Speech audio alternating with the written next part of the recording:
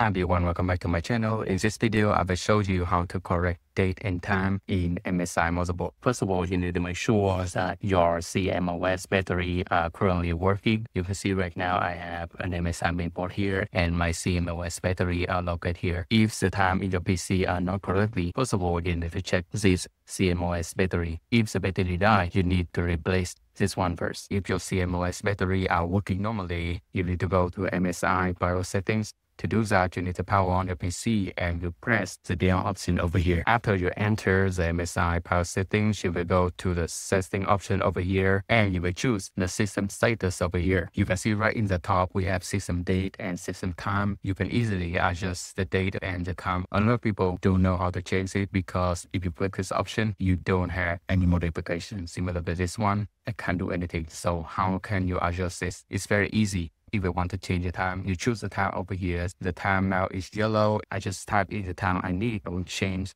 to 2. You can see right here the time I changed. You can change to any time you want, like every time 05, it will change to 5. So how you can change the minute and the second.